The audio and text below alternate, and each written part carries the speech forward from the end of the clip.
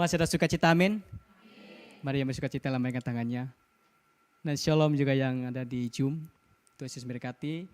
Dan mari Bapak Ibu kita sama-sama merenungkan kebenaran firman Tuhan buat siang hari ini. Yang dimana temanya yaitu Tuhan adalah pencipta dan kemenangan. Mari sebelum kita merenungkan firman Tuhan ini, mari kita bersama-sama bersatu dalam doa. Allah Bapa yang bertata di dalam kerajaan surga, kami mengucap syukur kepadamu Tuhan, atas kasih karunia Tuhan yang diberikan kepada kami. Kami ada di tempat ini Tuhan, bukan semata-mata kekuatan yang datang daripada kami, tapi ini semua karena kasih anugerah Tuhan yang diberikan kepada kami. Bapa surga, saat ini Tuhan, kami akan merenungkan kebenaran firman-Mu. Berkati bimbing kami, berikan hikmat atas kami, agar kami dapat mengetahui apa dan isi dalam kebenaran firman-Mu. Di dalam nama Tuhan Yesus, haleluya, amin. Shalom. Masih ada sukacita, amin.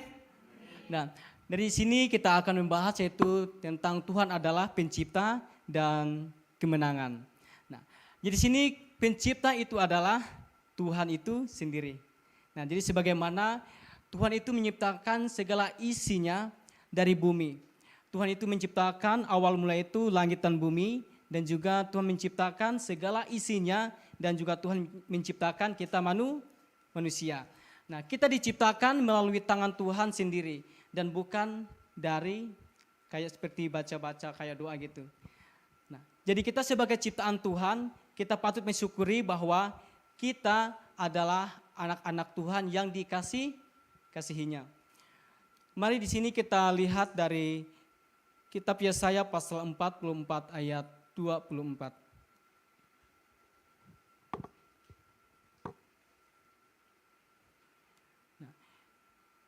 Di sini firman Tuhan mengatakan,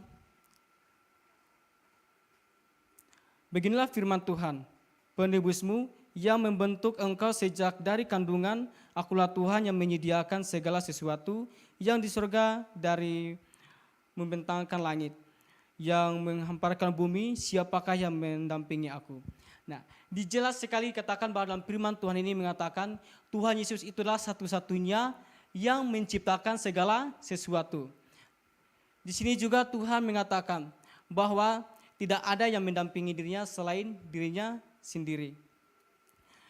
Jadi kita sebagai ciptaan Tuhan harus menyadari bahwa kita bagaimanakah sikap kita sebagai ciptaan Tuhan.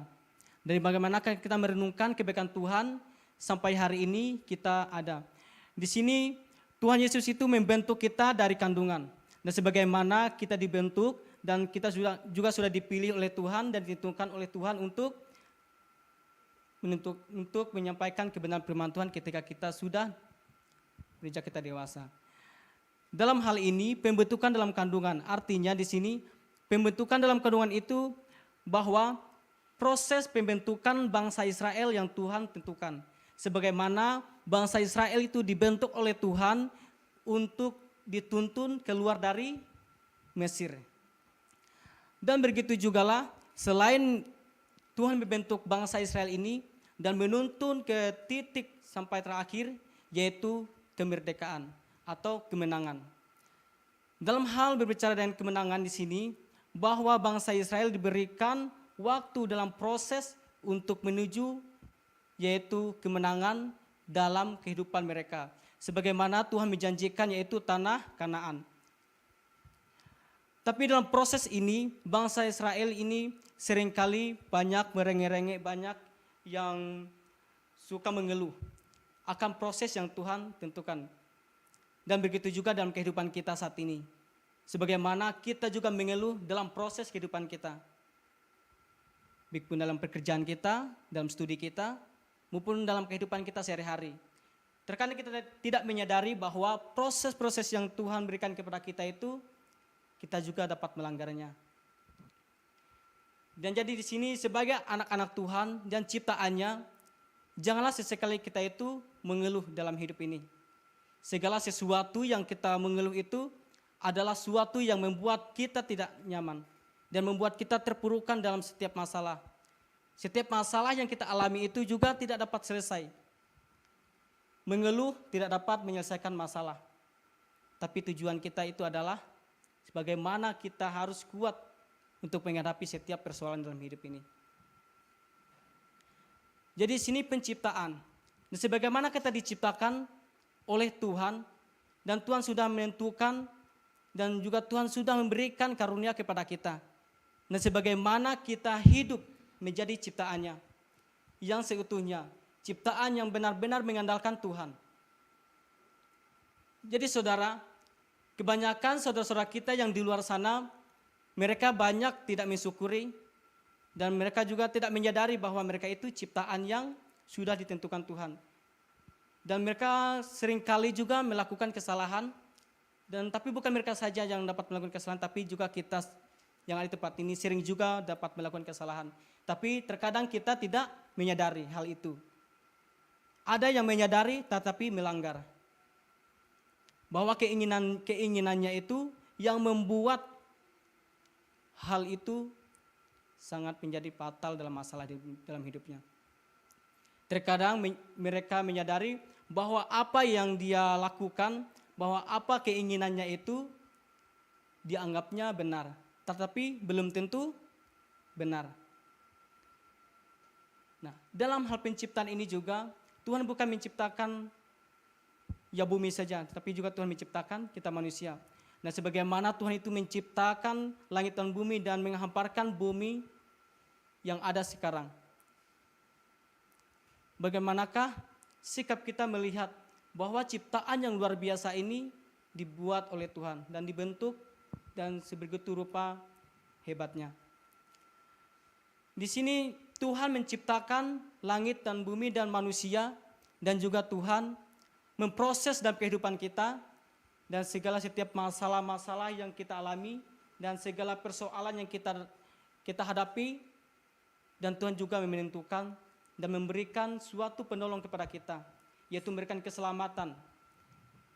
Nah, sebagaimana pada waktu itu hidup manusia terjatuh dalam dosa. Dosa yang mungkin tidak dapat diampuni, dan dosa mungkin yang membuat kehidupan kita tidak layak untuk menjamah Tuhan. Dan kita bersyukur karena anugerah Tuhan kita diselamatkan. Nah, oleh proses itulah, oleh sejarah-sejarah yang kita lihat dalam perjanjian lama itu, proses dalam kehidupan dalam penciptaan, dan manusia diciptakan, manusia jatuh dalam dosa, dan manusia juga diselamatkan oleh Tuhan Allah. Nah, jadi di sini berbicara dengan kemenangan. Kemenangan yang kita alami ini bukan kemenangan yang cuma-cuma. Kemenangan yang Tuhan berikan kepada kita bukan dibayar melalui materi, bukan dibayar melalui apa yang kita miliki. Tetapi Tuhan membayar dosa-dosa kita itu melalui Dia mati di kayu salib. Oleh darah Tuhan Yesus itulah yang menebus segala dosa-dosa kita. Jadi saudara, hidup dalam kemenangan ini memang sangat sulit untuk dipahami.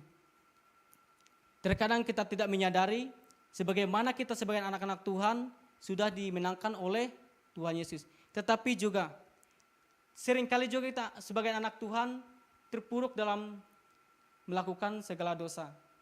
Pernah menyadari bahwa saudara-saudari pernah juga mengalami dosa, dan juga pernah ya sudah taat kepada Tuhan tapi melakukan dosa lagi. Sebagai contohnya, hari ini kita ibadah, tapi selesai ibadah di sini mungkin ya kita bisa melakukan hal dosa lagi. Dosa itu bukan hanya bentuk seperti pembunuhan, bukan hanya seperti pelecehan dan lain sebagainya, tapi hal dosa ini sekecil pun bisa berbentuk dosa melalui perkataan kita, sikap kita, tingkah laku kita, dan perbuatan kita.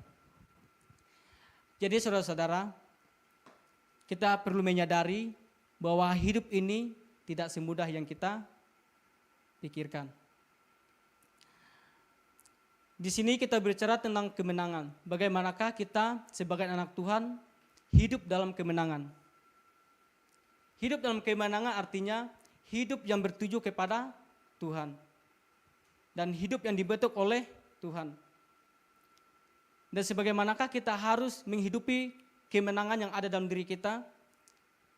Yang pertama itu kita itu harus taat dulu kepada siapa? Orang tua kita. Dan kita juga harus taat kepada perintah orang tua kita. Ini adalah salah satu sikap kita untuk taat kepada Tuhan. Kalau kita taat kepada orang tua kita, berarti kita juga bisa taat kepada Tuhan. Di sini kita lihat kebanyakan orang bilang, Tuhan, aku cinta kamu. Aku mengasihi engkau. Dan sebagaimana kita juga pernah bicara, aku mengasihi engkau Tuhan. Padahal ini seringkali terjadi tidak apa yang dia katakan, Tuhan aku cinta kamu. Tuhan mengatakan, cintailah dulu orang yang ada di sampingmu, baru kamu bisa mencintai Tuhan. Kerap sering sekali kita lihat saudara-saudara kita, mungkin ada pernah melihat bahwa teman kita atau saudara kita, tetangga kita, yang sering kali juga berbuat hal seperti ini. Dia mencintai Tuhan katanya, padahal tidak. Kenapa seperti itu? Di gereja dia katakan, Tuhan aku mencintai engkau, aku mengasihi engkau. Tapi datang di rumah, sepatah kata saja orang tuanya bicara, sudah ditindak. Satu permasalahan atau satu kata yang orang tuanya ucapkan itu, dia bantah dan dia lawan. Hal itu yang menunjukkan bahwa kita itu tidak seutuhnya mencintai yang namanya Tuhan. Dalam hal ini, seringkali juga kita dapati, selain orang lain, kita lihat dulu diri kita sendiri. Jangan orang lain dulu, misalnya kalau kakak biasanya ya, sebelum taat kepada Tuhan, sebelum mengenal firman Tuhan, seringkali juga kakak bantah setiap apa yang orang tua kakak katakan. Seperti ini. Misalnya, dalam hal hiburan.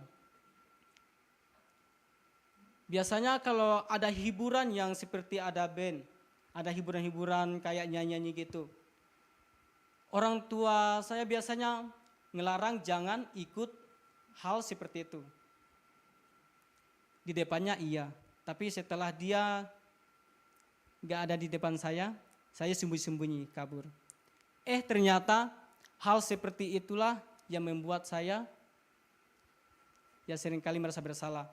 Setelah saya kabur sembunyi-sembunyi dari tempat hiburan sembunyi-sembunyi, dalam suatu hiburan itu saya mendapatkan masalah.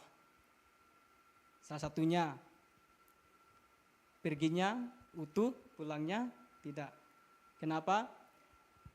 Perginya mulus, setelah pulangnya jatuh dari motor. Nah, disitulah saya mengalami bahwa hal membantah itu tidak baik, hal yang melawan itu tidak baik. Dan juga waktu saya baca Alkitab di sini dikatakan, taatilah orang tuamu maka panjang umurmu. Nah, setelah saya baca renungan firman Tuhan ini, ternyata saya pernah melakukan hal seperti ini. Hormat kepada orang tua, artinya kita juga bisa hormat kepada Tuhan. Bisa nak kalau kita sebagai anak Tuhan itu tidak hormat kepada orang tua, bicara seperti hal-hal yang menyakiti hati orang tua. Nah, tidak bisa kan? Kalau kita mau mentaati orang tua itu, kita itu harus ubah dulu perilaku sikap kita. Di daerah saya pernah melihat ada satu pemuda di sini suka melawan orang tuanya. Dia sering membentak orang tuanya. Ketika ditegur, ketika diajari, ketika dikasih motivasi.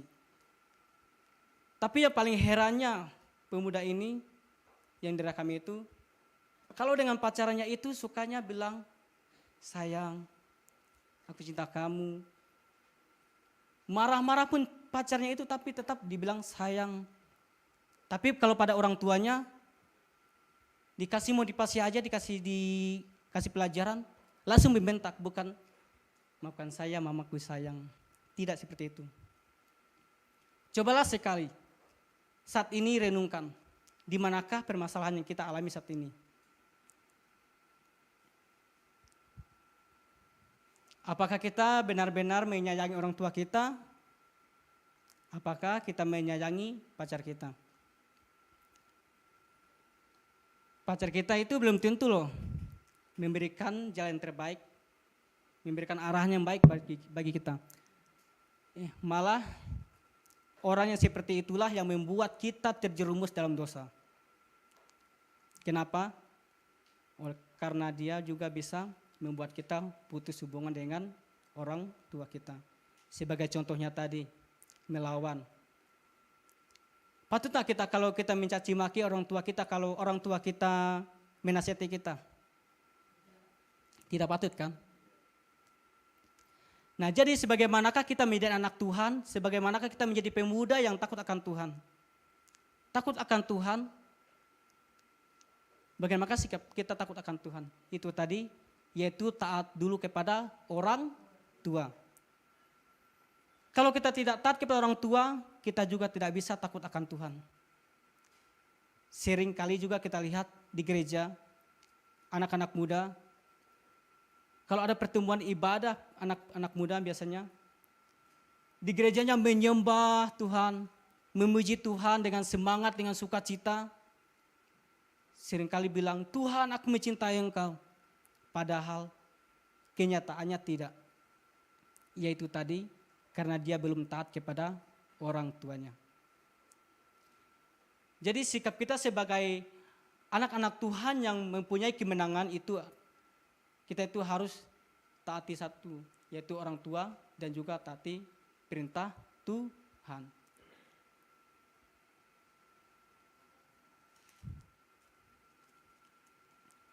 Jadi sikap kita yang mentaati firman Tuhan itu, mentaati kedua orang tua dan mentaati ajaran firman Tuhan, kita juga diberikan yaitu hidup yang baru. Sebagaimana hidup yang baru artinya hidup yang punyai hidup berkemenangan. Nah, di sini dari poin-poin yang saya tulis ini, karena kita sebagai anak Tuhan jangan takut dalam hidup ini. Karena biarpun banyak persoalan dan masalah yang kita alami, kita tetap tekun dan taat kepada Tuhan. Yang di sini pertama, Tuhan mengatakan akulah Tuhan yang menjadikan segala sesuatu. Segala sesuatu yang kita alami itu adalah semuanya Tuhan yang menentukan. Yang kedua itu, aku akan memberikan harta kekayaan yang tersembunyi, yaitu harta yang tidak pernah kita sangka bahwa itu akan terjadi. Nah, jadi kalau kita mendapatkan harta atau kekayaan ini, yaitu tadi taat kepada orang tua, taat kepada Tuhan Yesus atau ajarannya. Dan juga dikatakan lagi, aku telah mempersenjatai engkau. Di sini hal mempersenjatai artinya memberikan suatu kemenangan yang datang daripada Tuhan. Dan dikatakan lagi, akulah Tuhan yang menciptakan semuanya. Dan juga dikatakan, akulah pencipta dan juga pemberi kemenangan. Kita jangan takut dalam hidup ini karena kita sudah diberikan kemenangan oleh Tuhan Yesus. Dan jangan sesekali kita itu yang melalaikan yaitu ibadah kita. Dan juga jangan melalaikan ketaatan kita, terutama ketaatan kita kepada orang tua dan juga kepada Tuhan Yesus. Nah, jadi sebagai kesimpulannya di sini dikatakan berbicara tentang Tuhan sebagai pencipta, dalam pasal ini kita berfokus yaitu tentang keselamatan atau penciptaan. Nah, Tuhan mengetahui rencananya dan di mana Tuhan juga menyatakan bahwa Dia menyediakan segala sesuatu kepada kita dan kita jangan takut untuk menghadapi setiap persoalan yang dalam hidup kita. Setiap orang mempunyai persoalan masing-masing, tapi Tuhan memberikan yaitu kemenangan atau ketenangan kepada kita untuk menghadapi semuanya itu. Amin buat firman Tuhan pagi hari ini menjelang siangnya. Mari kita bersatu dalam doa. Segala puji dan syukur kami panjatkan kepadamu Tuhan. Terima kasih buat kesempatan yang Kau berikan kepada kami buat siang hari ini. Dan Tuhan Yesus, kami menjadi anak-anak yang punya kemenangan dan anak-anak yang taat kepada orang tua kami dan juga taat kepada ajaran firman-Mu, Bapa. Tuhan, bimbing sertai terus kami sebagai anak-anak-Mu yang mempunyai hidup yang benar-benar taat kepadamu Tuhan. Ingatkan kami Roh Kudus ketika kami melakukan kesalahan, dan kami percaya Kau selalu ada bersama-sama dengan kami. Hanya nama-Mu Tuhan yang kami sembah, di dalam nama Tuhan Yesus, haleluya, amin. Salam.